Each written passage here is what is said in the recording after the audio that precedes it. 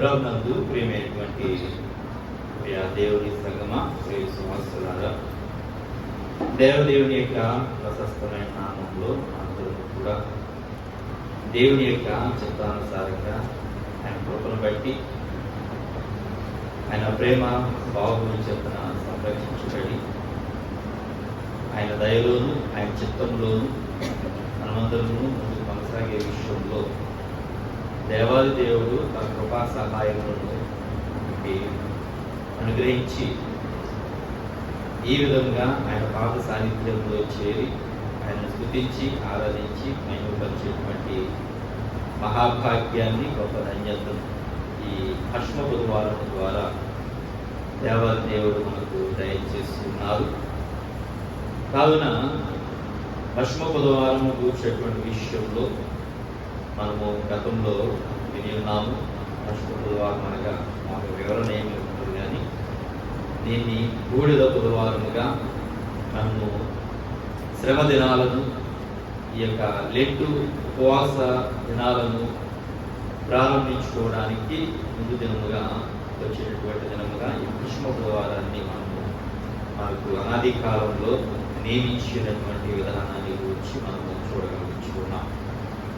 అయితే ప్రేమైనటువంటి వారులారా, ఈ విధంగా ఈ అష్టమ బుధవారం ఈ ఆరాధనలో మనమందరూ కూడా పాలుపొక్కులు పొందే విధానంలో దేవాది దేవుడు తన కృపను సహాయాన్ని ఆయన తోడును మనకు అనుగ్రహించి ఈ విధంగా పాలుపొక్కులు పొందడానికి ఈ సమయాన్ని మనకి ఇచ్చి ఉన్నారు. కాబట్టి ఈ సమయాన్ని మనకు అనుగ్రహించినటువంటి దేవదేవునికి, అలాగే ఎప్పుడు వచ్చి మీ అందరికీ కూడా అష్టమ బుధవారం యొక్క శుభాలు, ఆశీర్వాదాలు, అలాగే హృదయపూర్వకాలు తెలియజేస్తున్నాను.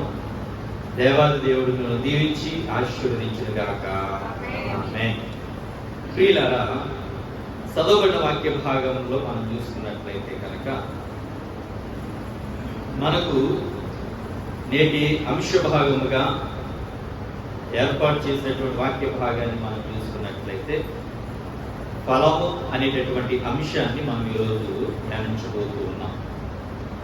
ఒక విధంగా మనం ఆలోచన చేసుకున్నట్లయితే ఫలమును కూర్చేటువంటి విషయంలో మనం జ్ఞాపకం చేసుకున్నట్లయితే కనుక ఫలము అనగా ఇక్కడ హీబ్రూ పదంగా మనం జ్ఞాపకం చేసుకున్నట్లయితే మిస్తాస్ అనేటటువంటి పదాన్ని హీబ్రూ నుండి వెలువడి మనకు తెలుగులో ఫలము అనేటటువంటి అర్థం వచ్చేదిగా ఉన్నట్లుగా చూడగలుగుతున్నాం.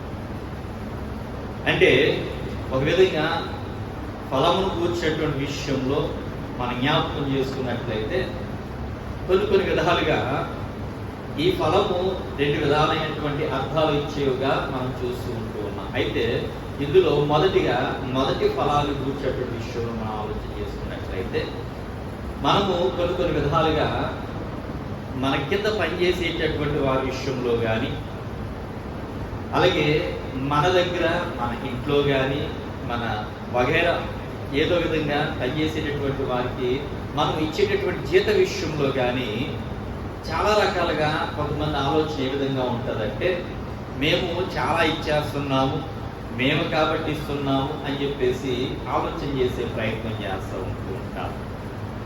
అయితే ఒక విధంగా మనం ఆలోచన చేసుకున్నట్లయితే వారు పని చేసినటువంటి పనికి తగినటువంటి రుణాన్ని మనం ఇచ్చే ప్రయత్నము చేస్తూ ఉంటూ ఉన్నాము. అంటే మనము ఒక ప్రేమతోనో ఒక విధమైనటువంటి ఆర్థిక సహాయాన్ని మనం వారికి చేయట్లేదు. ఏం చేస్తున్నాం అంటే వారు పని చేస్తారు, వారికి మనం ఏమై ఉన్నాం, మనకు పని చేస్తారు కాబట్టి మనం వారికి ఏమై ఉన్నాం, రుణపడి ఉన్నాం. ఆ రుణాన్ని తీర్చుకుంటున్నాం కాబట్టి ఈ రుణాన్ని తీర్చుకునే దాని విషయంలో ఏంటంటే దాన్ని ఏమంటారంటే ఆ ఫలమును ఏమన్నారంటే మిస్తాస్ అనే పదాన్ని అక్కడ వాడబడినట్లుగా గ్రీకులో మనం చూస్తూ ఉన్నాం. అయితే మరొక పదం ఏంటంటే ఆ ఫలములోనే మరొకటి ఏంటి అంటే మనము అభివృద్ధి చెంది ఆశీర్వదించబడేటటువంటి విషయంలో, విస్తరించే విషయంలో కానీ, మనము దేవుని చిత్తానుసారంగా అభివృద్ధి చెందేటటువంటి విధానంలో ఫలభరితంగా ఉన్నటువంటి విషయంలో మనం ఆలోచన చేసుకున్నట్లయితే దీనికి వాడినటువంటి గ్రీకు పదము, ఆ పదం నుండి వచ్చినటువంటి పదం ఏంటంటే కార్పోస్ అనేటటువంటి పదాన్ని గ్రీకు పదంగా వాడారు. ఈ కార్పోస్ అనే పదం నుండి మరి ఒక ఫలము అనే పదం వచ్చింది. ఈ ఫలము ఏంటంటే, ఈ కార్పోస్ అనే దానికి అర్థం ఏంటంటే, మనము ఫలభరితంగా అభివృద్ధి చెంది దీవించబడి ఆశీర్వదించబడినటువంటి వ్యక్తిగత విధానానికి సంబంధించినటువంటి మాటగా కార్పోస్ అనేటటువంటి పదాన్ని ఉపయోగించినట్లుగా మనం చూస్తున్నాం. అలాగే ఇందులో మరి ఒక మాటను మనం చూసుకున్నట్లయితే ఫలించుట అనే మాట, ఇది కూడా అభివృద్ధికి ఆశీర్వాదానికి నిదర్శనంగా మనం చూస్తున్నాం. అయితే మన జ్ఞాపకం చేస్తున్న ఈ ఫలించుట అనే మాట విషయంలో గ్రీక్ పదం ఏంటంటే కార్పో కొరేవో అనే మాట వాడారు. అంటే ఇదేంటంటే ఫలించడం, ఇది అధికముగా మనము అభివృద్ధి చెందేటటువంటి దాని గురించి మాట్లాడేటటువంటి పదంగా మనం చూస్తున్నాం. అయితే ప్రియమైనటువంటి వారులారా, ఈ యొక్క పదాలకు ఫలమును కూర్చేటువంటి విషయంలో కొన్ని విధాలుగా కొన్ని పరిస్థితులు ఎందు కొన్ని భాగాలుగా మనం ఆలోచన చేసుకున్నట్లయితే, ఒక విధంగా ఏంటంటే ఫలము అనేది ఒక విధంగానే కాదు. ఎందుకంటే మనం వాక్య భాగంలో చూసుకున్నట్లయితే కనుక కుమారుడు యెహోవా అనుగ్రహించు భాగ్యము స్వాస్థ్యము ఆయన ఇచ్చు బహుమానము అనే మాట మనం చూసుకుంటూ ఉన్నాం.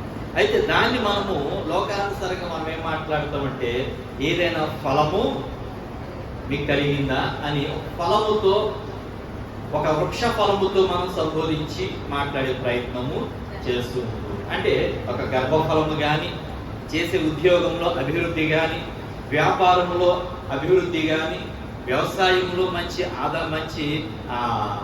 ఫలము కానీ, ఇలా చేసే పనిలో నిత్యము మంచి ఆశీర్వాదాలు, ఈ విధంగా ప్రతి దానిలో ఫలాలు పొందుకునే విషయంలో వీటిని కూర్చేటువంటి కదా ఒక్కొక్క ఫలాన్ని ఒక్కొక్క విధంగా మనం ఆలోచించుకునే ప్రయత్నము చేస్తూ ఉంటాం. దానిలో చేసే దాన్ని బట్టి ప్రతిఫలాన్ని పొందుకునే వారముగా, ఆ ఫలితాన్ని పొందుకునే వారముగా ఉండేటటువంటి విషయంలో ఆ ఫలాన్ని మనం అనుభవించడానికి అవకాశం ఉండేదిగా ఉంటారు. కొంతమంది అంటూ ఉంటారు, మేము చేస్తూ ఉన్నాం, కష్టపడుతూ ఉన్నాం, శ్రమ పడుతూ ఉన్నాం, ఎంతగా చెమటోడ్చినా, ఎంతగా ప్రయాసపడినా మాకు ప్రతిఫలమే దొరకట్లేదు. అంటే వారి వారి వారి విధానంలో, వారికి ఉన్నటువంటి విధానంలో వారికి ఇచ్చే ఆశీర్వాదాలు వారికి ఉన్నా, అయితే వాటిని వారు గమనించలేని స్థితిలో ఉన్నటువంటి వారుగా చూస్తూ ఈ విధంగా కొన్ని ఫలాలు కొన్ని విధాలుగా దేవుడు అనుగ్రహించేటటువంటి పరిస్థితుల్లో మనం చూడగలుగుతున్నాం. ఈ ఫలముల విషయంలో, దేవుని చిత్తాన్ని కూర్చేటువంటి విషయంలో మనం ఆలోచన చేసుకున్నట్లయితే, మనము చదవబడిన వాక్య భాగంలో చూసుకున్నట్లయితే కనుక ఇక్కడ ఏ ఫలమును కూర్చేటువంటి ప్రభు మాట్లాడుచున్నాడు ఒకసారి మనం ఆలోచన చేసుకోవాలి. కాబట్టి ఇక్కడ ప్రభు మాట్లాడుతున్నటువంటి విషయంలో మనం జ్ఞాపకం చేసుకున్నట్లయితే కనుక ఇక్కడ ఏ ఫలం గురించి ప్రభు మాట్లాడుతున్నారు అనేది ఒకసారి చూద్దాం. చూడండి, మత్తయి సువార్త 6వ అధ్యాయము 16వ వచనం మనం చదువుకున్నాం ఒకసారి.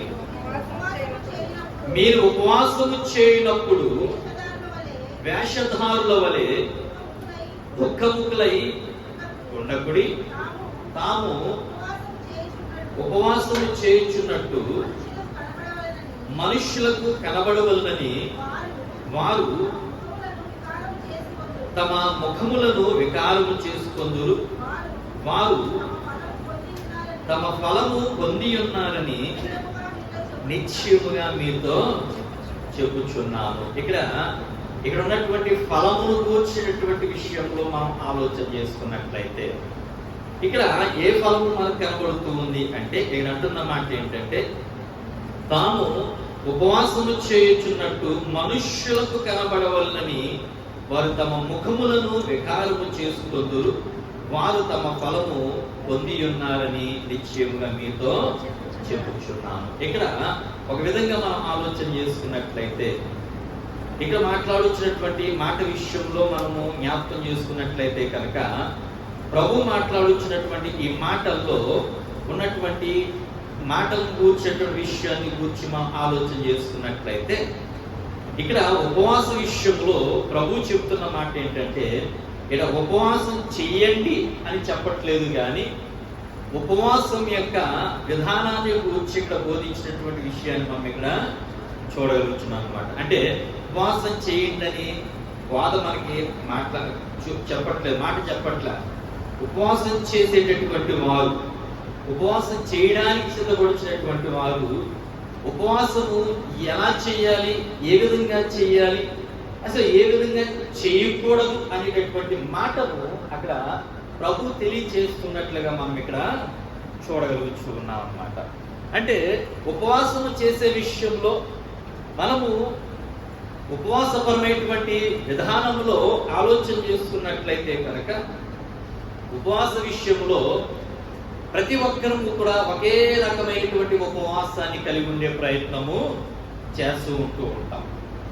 అయితే ఇందులో కొన్ని రకాలుగా కొన్ని విధాలుగా కొంతమందిని మనం ఆలోచన చేసుకున్నట్లయితే కనుక చేసేటటువంటి ఉపవాసములో వారి ఉపవాసాలు ఏ విధంగా ఉంటాయి అని ఇక్కడ మాట్లాడుతున్నారంటే, వేషధారుల ఉపవాసం మీరు చేయొద్దు అంటూ ఆయన చెప్తున్న మాట ఏంటంటే మనుషులు చూడడానికి, మనుషులు మెచ్చుకునేటటువంటి ఉపవాసం ఆ మెనడు కూడా చేయకూడదంట. అంటే మీరు నిత్యము ఉపవాసం ఉంటున్నారు, మీరు నిత్యము ఉపవాసం చేస్తూ ఉన్నారు, వీరు ఉపవాస ప్రార్థనలో ఎదుగుచ్చు ఉన్నారు అని చెప్పేసి మాట్లాడుకునేటటువంటి విధానాన్ని గురించి కలిగి ఉండకూడదు అని చెప్పేసి తెలియజేస్తున్నట్లుగా మనం ఇక్కడ చూడగలుగుతూ ఉన్నాం. కాబట్టి ప్రియమైనటువంటి వాళ్ళారా, ఉపవాస విషయంలో మనము ఏ విధంగా చేయాలో అనే దాని విషయాన్ని గురించి మనం ఆలోచన చేసుకున్నట్లయితే, ఉపవాస విషయంలో వీరు ఎంతో మంచివారు అయి ఉన్నాం అని అనిపించుకోవడానికి కొన్ని విధాలుగా ఉపవాసం చేసేవారుగా ఉంటూ ఉంటాం.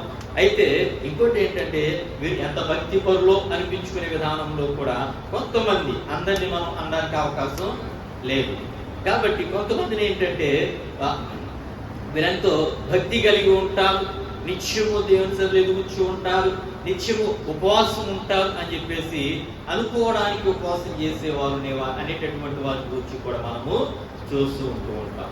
పరిచయుడు కూడా అదే మాట ప్రార్థనలు చేస్తూ ఉంటూ ఉన్నా.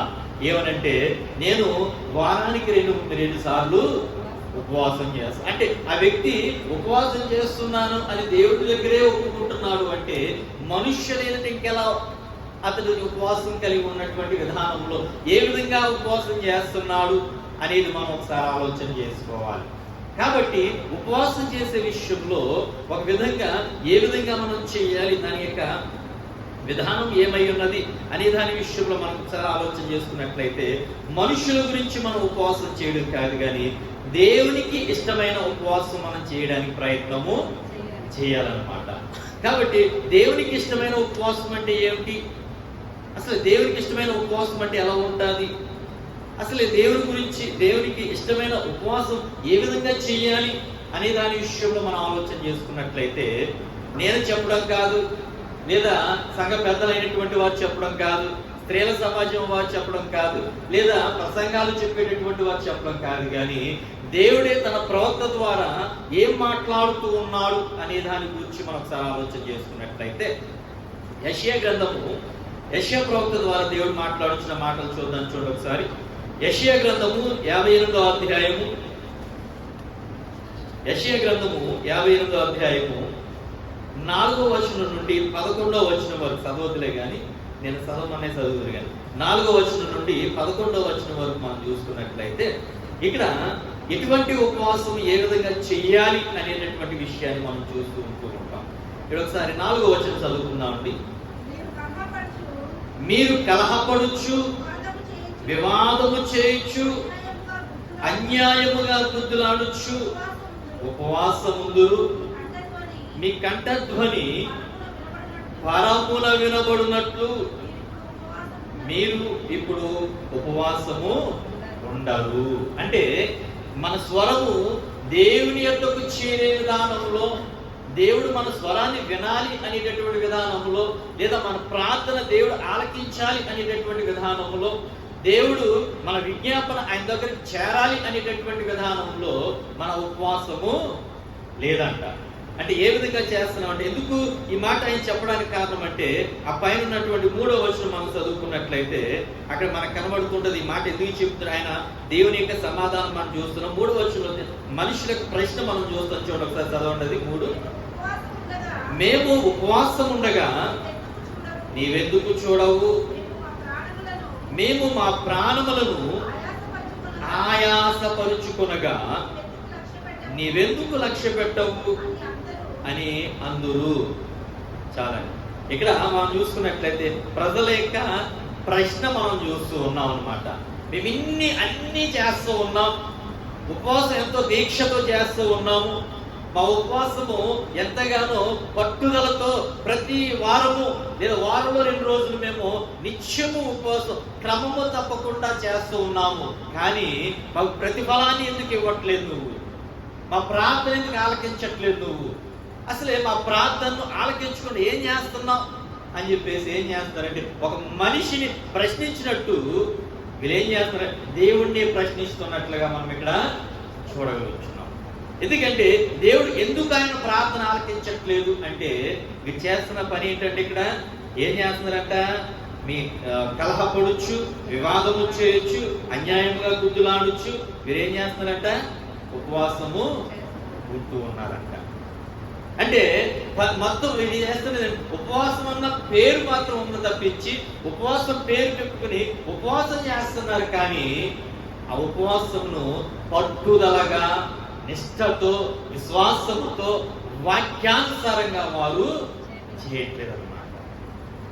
దానికి ఇవ్వాల్సినటువంటి ప్రాధాన్యత దానికి ఇవ్వడం మానేసి వీరు ఉపవాసం పేరు చెప్పుకుని చేస్తున్న పని ఏంటంటే, వగైరా వారి పనుల్లో వారు ఉండే ప్రయత్నము చేస్తూ ఉన్నారు. ఇప్పుడు ఒక విధంగా ఆ విధంగా చేసినప్పుడు దేవుడు ఆ ఉపవాసాన్ని ఎందుకు ఆలకిస్తారు అసలే అని చెప్తే మాట అన్నమాట. వారి ప్రశ్నకు ఆయన సమాధానాన్ని మనం చూస్తూ ఉంటూ ఉన్నాం. అయితే 6వ వచనంలో చూసుకున్నట్లయితే చదవదు, కానీ 6వ వచనంలో చూసుకున్నట్లయితే ఎలా చేయాలి అనేటటువంటి దాని గురించి మనకి చూపెడుతూ ఉన్నాడు. అందులో 7వ వచనం మనం చూసుకున్నట్లయితే దేవుడు ఏ విధంగా చెయ్యాలి అనే దాని గురించి ఇక్కడ మాట్లాడుతున్నట్లుగా మనం చూస్తూ ఉంటూ ఉంటాం. ఒకసారి చూడండి, 7వ వచనం చదువుతున్నాను. నీ ఆహారము ఆకలి కొన్న వారికి పెట్టుటయు, నీ రక్త సంబంధికి ముఖము తప్పింపక ఉండుటయు, దిక్కుమాలిన పేదలను నీట చేర్చుకున్నటయు, వస్త్రహీనుడు నీకు కనబడినప్పుడు వానికి వస్త్రములు ఇచ్చుటయు, ఇది ఏ కదా నాకు ఇష్టమైన ఉపవాసము. చాలట. ఇక్కడ ఏ విధంగా చెయ్యాలి అనే దాని గురించి ఒక నియమముగా ఆయన చెబుతున్నట్లుగా మనం ఇక్కడ చూడవచ్చు. అంటే దేవునికి ఇష్టమైనటువంటి ఉపవాసం ఏంటంటే, నేను చెప్తున్న మాట, నీ ఆహారము ఆకలి కొన్న వారికి పెట్టుటయు. ఒక విధంగా మనకి ఆహారం తినడానికి లేదనుకోని ఇంట్లో, సపోజ్ ఆ రోజు శుక్రవారం అనుకుందాం, ఆ రోజు నేను ఉపవాసం ఉన్నాను ఆయన అని చెప్పేసి అంటే, నీకు ఇంట్లో ఏం లేదు, ఆ రోజు ఆహారం తినడానికి ఆహారం లేదు కాబట్టి ప్రత్యేకంగా నీవు దేవునికి ఉపవాసం ఆ రోజున జరిగించట్లా.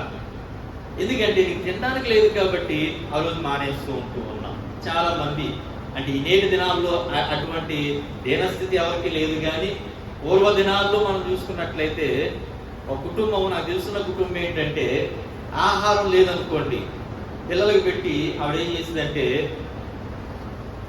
ఉపవాసం ఉండి ఆ రోజుకి ఆ ఉపవాసం లాగా ప్రార్థనలోనే ఎదుగుచ్చు ఉండేదన్నమాట. చెప్పాలంటే ఆమె ఉన్నటువంటి ఆ దీన స్థితికి ఒక కుమారుడు, 2 కుమార్తెలు ఎంతగా హెచ్చించబడ్డారంటే, కుమారుడు ఉన్నతమైన స్థితిని పొందుకున్నాడు, కుమార్తెలు 2 కూడా డాక్టర్స్. అంటే లేని స్థితిలో లేదు అని చెప్పేసి ఉపవాసం అని పేరు చెప్పి విడిచిపెట్ల. ఏం చేసిందంటే ఉపవాసం అని పేరు చెప్పి తినడానికి లేకపోయినా ఉపవాసం పేరుతోనే దేవుడితో ఆధ్యాత్మిక ఆహారాన్ని భుజించే ప్రయత్నము చేసేదన్నమాట. లేదు కదా ఈరోజు ఉపవాసం ఉన్నానమ్మా, ఏదో రకంగా ఉండాలి అని చెప్పేసి ఆమె ప్రార్థనలో గడపడం మానేసి ఇష్టానుసారంగా ఆమె ఏదో బయట తిరగడం కాదు, ఏం చేసిందంటే దేవుడితో సహవాసం కలిగి శరీరానుసారమైన ఆహారం భుజించకపోయినా ఆధ్యాత్మిక పరంగా ఏంటంటే ఆత్మను బలపరుచుకునే ఆధ్యాత్మిక ఆహారాన్ని ఆమె భుజిస్తూ దేవుడితో సహవాసం కలిగి ఉండేది.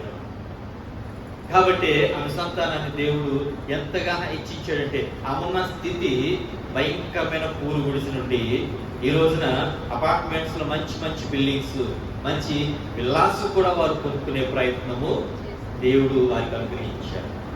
అంటే దేవునికి ఇష్టమైనటువంటి విధానములో, దేవునికి నచ్చిన విధానములో, దేవుని చిత్తానుసారంగా ఆయన చేయమన్నటువంటి ఆ క్రమాన్ని మనం తప్పిపోకుండా మనం చేస్తూ ఉన్నప్పుడు దేవుడు ఏం చేస్తాడంటే అది ఆయనకు ఇష్టమైనటువంటి ఉపవాసాన్ని బట్టి ఏం చేస్తాడంటే ఆ తర్వాత చదవండి ఒకసారి.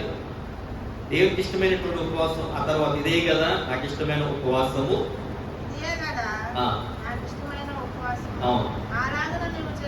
అలాగున నీవు చేసిన ఎడల నీ వెలుగు వేకువ చుక్కవలె ఉదయించును, స్వస్థత శీఘ్రముగా నీకు లభించును, నీ నీతి నీ ముందర నడుచును. చాలా అంటే ఏ విధంగా అంటే దేవుడు తన వెలుగును ప్రసాదించు, తన వెలుగును అనుగ్రహిస్తూ ఏం చేస్తాడంటే ప్రతి విషయం, అంటే ఇక్కడ నేచర్ మనకి ఇచ్చారు కానీ ప్రతి విషయంలో కూడా ఆయన సహాయాన్ని అనుగ్రహించేవాడుగా ఉంటాడనమాట.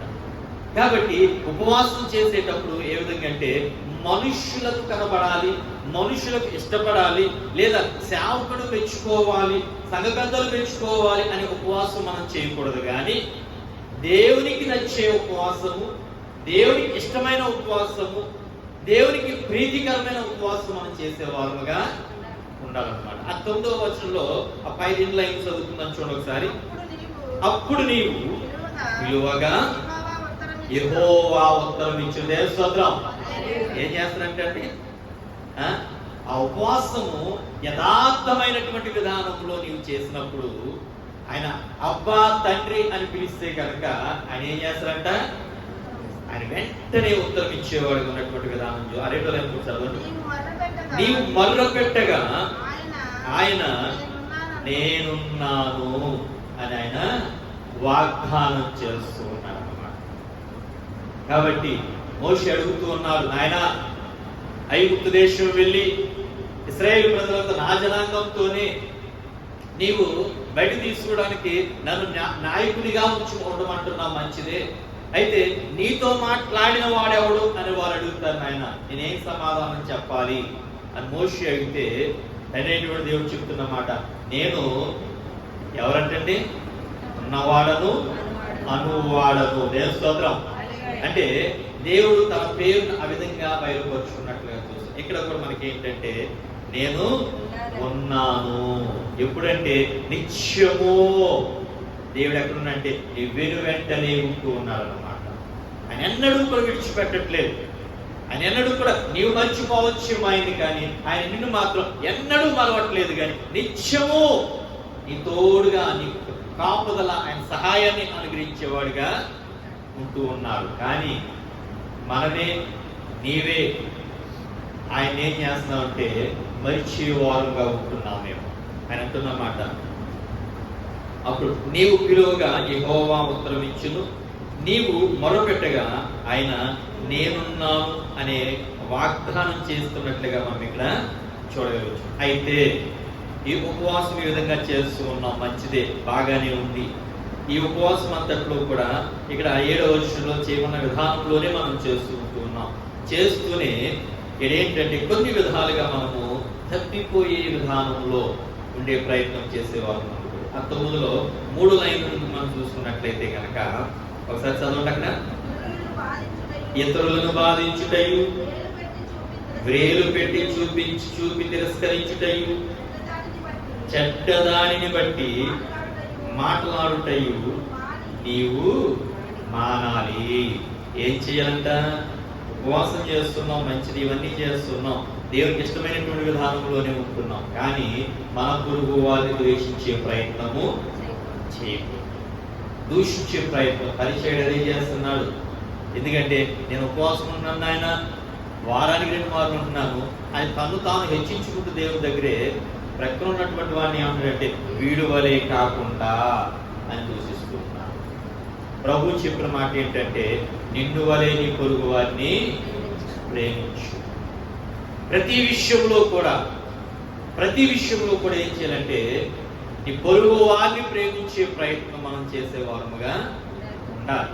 అంతేగాని మనము ఏదో దేవునితో ఉంటున్నాము, దేవుని సన్నిధిలో ఎదుగుచూ ఉన్నాము, ప్రార్థనాపూర్వకంగా ఉంటున్నాము, వాక్యం ధ్యానం చేస్తున్నాము, నిత్యము దేవుని సహవాసంలో ఎదుగుచూ ఉన్నాము అనుకుంటూ దేవుడు చెప్పినటువంటి మాట ఆజ్ఞను మీరితే కనుక దానివల్ల కూడా దేవుని చిత్తాన్ని మనము నెరవేర్చలేని వారిని. యవనస్తుడు అంటున్నాడు వచ్చి, అయ్యా నేను మేము వెంబడించాలనుకుంటున్నాను అని చెప్పేసి అన్నప్పుడు ఆ యవనస్తుడిని ఆజ్ఞలన్నీ పాటిస్తున్నావా అంటే అన్ని పసి వయసు నుండి, చిన్నతనం నుండి, నాకు ఊహ తెలిసిన నాటి నుండి నేను సమస్తము పాటిస్తున్నాను ఆయన, ఏది మర్చిపోలేదు, ఇప్పుడు వచ్చి ఏది విడిచిపెట్టలేదు ఆయన అన్నప్పుడు ప్రభు అన్న మాట ఏంటంటే నీ ఆస్తిని అన్ని పేదలకు ఇచ్చి ఏం చేయాలంట, నన్ను వెంబడించు అన్నాడు. నీ ధనం ఎక్కడున్నో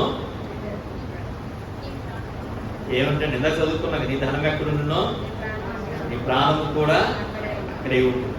అంటే మన ధ్యాస ఏంటంటే అక్కడ ఆ బీరువాలు అక్కడ పెట్టాము, లేదా ఫలానా చోటికి పెట్టాము, ఎలా ఉన్నాయో ఏంటో, ఇంట్లో ఎవరో ఉన్నారు అనే ఆలోచన మనం కలిగి ఉన్నట్లయితే కనుక మన ఆలోచన అంతా ఎక్కడుంది, ఇప్పుడు ఇంటి మీదే ఉన్నది తప్పించి ఆ బీరువా మీద, ఆ కబోర్డ్లోనో ఎక్కడో డబ్బాలో పెట్టిన వాటి మీద మన ధ్యాసంతో ఉన్నది తప్పించి వాక్యం వింటూ ఉన్నా, దేవుడు చూస్తూ ఉన్నా మన ధ్యాస మాత్రం ఎక్కడో ఉందన్నమాట.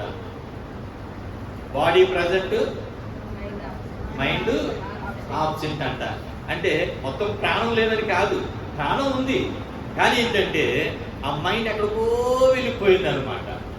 ఆ విధంగా ఉండడం వల్ల మనం వినలేము, చూస్తూ ఉంటాం తప్పించి వినలేము. ఆ విన్న ఆ లోనికి పంపించుకునే ప్రయత్నం మనం ఏ విధంగానూ కూడా చేయలేము. ఏ విధంగా అంటే ఒక కోమాలో ఉన్న వ్యక్తి చూస్తూ ఉంటాడన్నీ, కానీ నీళ్లు పట్టించాలని చెప్పి నీళ్లు పోస్తే నీళ్ళు త్రాగలడా? త్రాగలేడు. ఆహారం పెడదలే, సజీవం ఉన్నాడు కదా, జీవం ఉంది, కానీ బాడీ అంతా ఆబ్సెంట్లో ఉంది, ప్రాణం తప్పించి. అలాగే మనము కూడా ఆ వాక్యాన్ని వినే ప్రయత్నం చేస్తున్నాం, కానీ చెవుతో వింటున్నా ఈ చెవితో విని ఈ చెవితో విడిచిపెట్టేప్పుడు అది మనలో ఫలింపుని ఇవ్వలేదన్నమాట.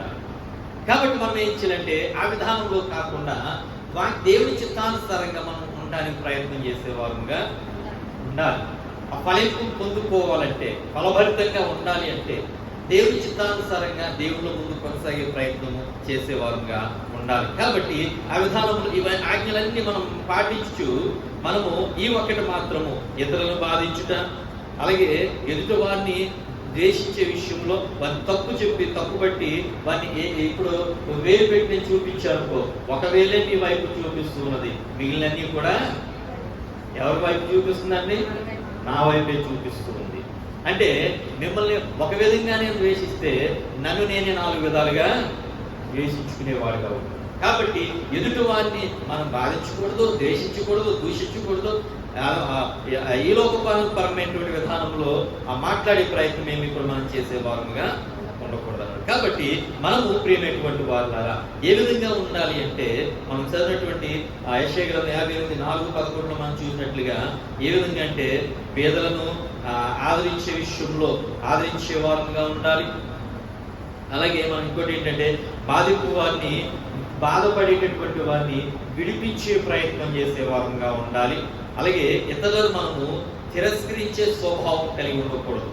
అలాగే ఆ స్వభావం ఇవేమి ఉండకుండా ఏ విధంగా ఉండాలంటే దేవునికి ఇష్టమైనటువంటి విధానంలో ఉపవాసం మనం చేసేవారుగా ఉండాలన్నమాట. ఎప్పుడైతే దేవునికి ఇష్టమైనటువంటి విధానంలో ఉపవాసం చేసేవారుగా ఉంటామో అప్పుడు ప్రతిఫలాన్ని పొందుకోవడానికి అవకాశం దేవుడు అనుగ్రహించేవారుగా మనకు ఉంటారు.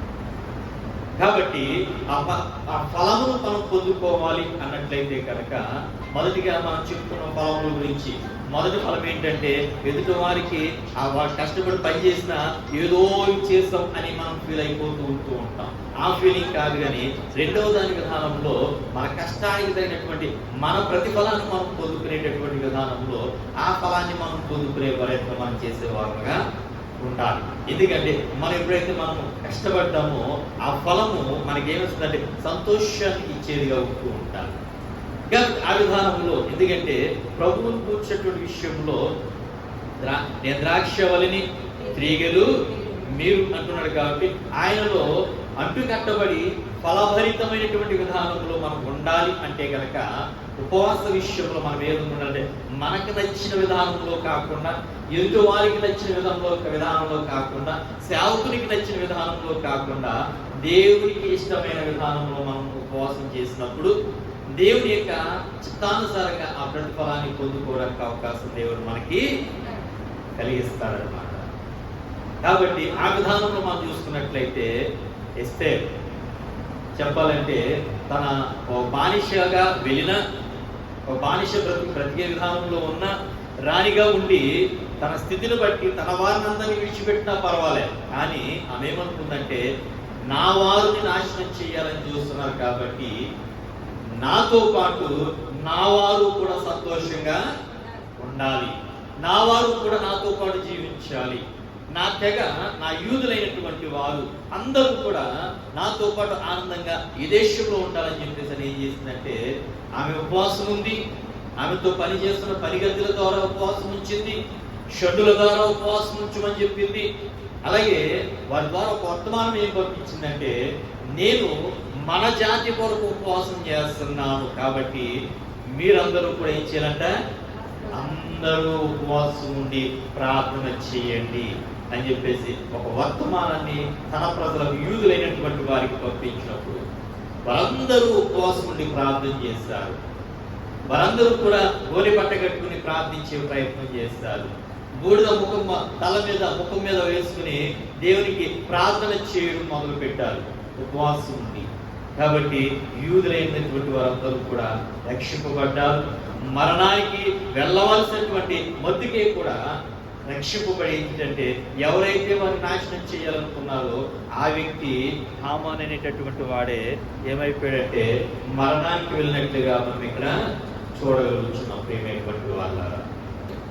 కాబట్టి దేవుని యొక్క పరిశుద్ధ నామంలో మనం ఆలోచన చేసుకున్నట్లయితే దేవుని చిత్తానుసారంగా మనం ఏంటంటే మనం చేసేటటువంటి మన ఉపవాసం ఏ విధంగా ఉండాలంటే దేవుడికి ఇష్టమైనటువంటి ఉపవాసం మనం చేసినప్పుడు మంచి ఫలములు పొందుకోవడానికి దేవుడు కృపను మనకి అనుగ్రహిస్తాడు. కాబట్టి ఈ ఉపవాస దినములలో ప్రతిరోజు మనము ఉపవాసం కలిగి ముందు కొనసాగేటటువంటి పరిస్థితులు మనం ఏం కలిగి ఉండాలంటే దేవునికి ఇష్టమైన ఉపవాసం చేయొచ్చు, దేవుని చిత్తంలో ముందు కొనసాగే ప్రయత్నం మనం చేసేవాళ్ళుగా ఉందాం. కాబట్టి 40 దినాలు క్రమం తప్పకుండా దేవుని పాద సాన్నిధ్యంలో ఆయన పాదపాత్మలను ప్రణవిల్లి ఉపవాసంతో ప్రార్థించి దేవా మీ సహాయం మాకు అనుగ్రహించని చెప్పేసి ప్రతి విషయం ఆయన మొదలుపెట్టే ప్రయత్నం చేద్దాం. అట్టి కృపా సహాయము ప్రియేక దేవుడు మనందరికీ అనుగ్రహించి ఉపవాస ప్రార్థనలు కృపను చేకూర్చును గాక. ఆమేన్. సమస్త జ్ఞానము ఇచ్చి దేవుడు